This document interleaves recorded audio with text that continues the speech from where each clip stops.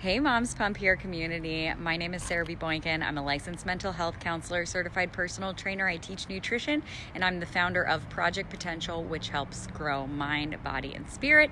And I am the host weekly of your segment, Mom So Hard, in which we make momming look easy. And because we have kind of a green topic today, I thought it would be fun to use a good filter that talks about this. So this has to do with saving space, whether it's physical, data-wise, or sanity-wise. So the first thing that I wanted to talk about today, because I'm sure when you have kids in your home, you have lots of art projects, you have lots of clothes, lots of furniture, toys. So these are some ideas, some of which may be familiar to you, some of which may be completely new. Regardless, go ahead and share this out for any moms that you know that could appreciate this. The first thing that I wanted to give as a tip, and this is one that hopefully is going to be helpful for your child for their lifetime. A friend gave me this idea, is to create a username on Gmail for them. So create an email account for them that's going to be around. First of all, you're going to be the first one to register their name, so they're not going to have to fight for it way in the future. And so, for example, my son's name is Phoenix, so we made an account for him with his first and last name at gmail.com.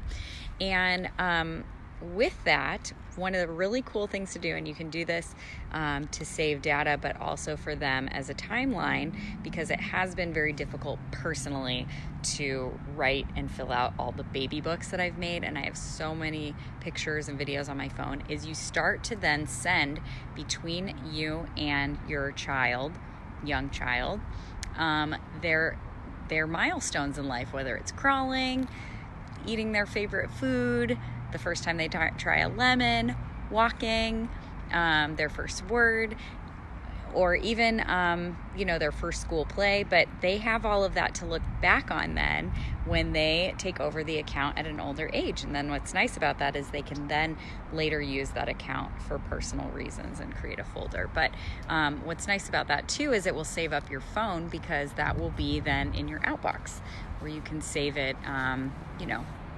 digitally, without it having to take up all of the space. So that's my first tip, is creating an email and sending those milestones.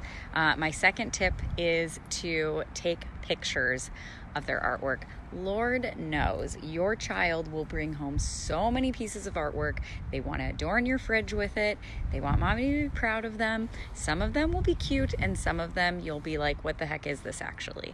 So go ahead and take pictures of these and keep them in a file, on an external hard drive, a flash drive, but somewhere that you're able to dispose of the ones that you don't want on your fridge, but also keep the memory of it so that they have that to look back on, and that they know mommy cares enough to keep it. So that's something that I would also recommend. Also, with that note, we talk about rotating toys. My sister and I were discussing rotating toys. Personally, when there's something like Christmas that comes up, or a birthday, your child's going to get a lot of new gifts, whether you ask people to bring them or not. Go ahead when your child is at daycare or school and look around the room at what are the toys that this child no longer plays with, what are the ones that have a ton of pieces that go missing and then are non-functional, what are the ones that I can't stand the noise of, and go ahead and bring those to a place like Savers or Goodwill or a kid-to-kid, a child's consignment store, so that you're constantly rotating toys that they play with. Similarly, you can keep some of those toys maybe in a Tupperware or something in your closet, so that you're able to bring out toys that will then seem new later, without having to be overwhelmed by having all of those things all over your home all of the time. So that's another idea. And then another thing that I wanted to talk about was with clothing. So there's a tendency, if you are a single child household, or you have many children, that whenever you have a new child, you tend to save clothing.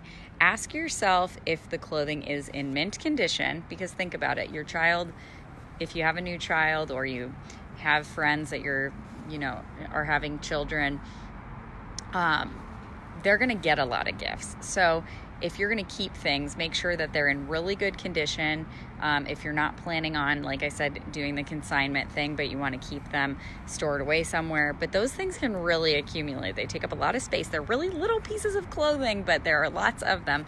So if something isn't in perfect condition, know that, in the future, there's going to be other cute things that are in season that you're going to want to buy, or that people are going to buy for them. And then you just want to keep that to a minimum, because you only have so much space in the closet as well.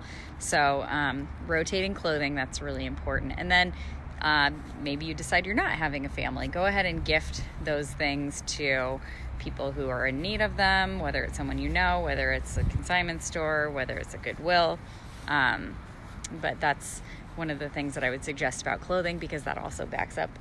And then similarly, also for my young parents, are buying pieces of furniture for your nursery that are functional in the long term. So one of the things that comes to mind are changing tables. Are changing tables really something we need? Can you change the Can you change the baby on the bed? Our personal changing table is a changing table that's also a dresser. It has the topper that's removable. So at one point, when we no longer want it to be a changing table, we can take that off, and then the child has his dresser when he's a toddler, when he is in elementary school, and so on. Same with the beds.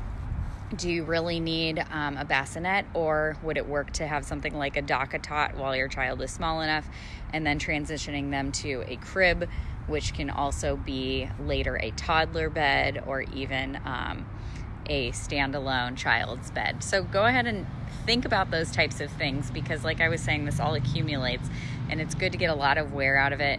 The furniture is going to get worn anyway, so later when you go to, put those things on Facebook Marketplace or sell them, they're probably going to not get the value that you initially paid for them.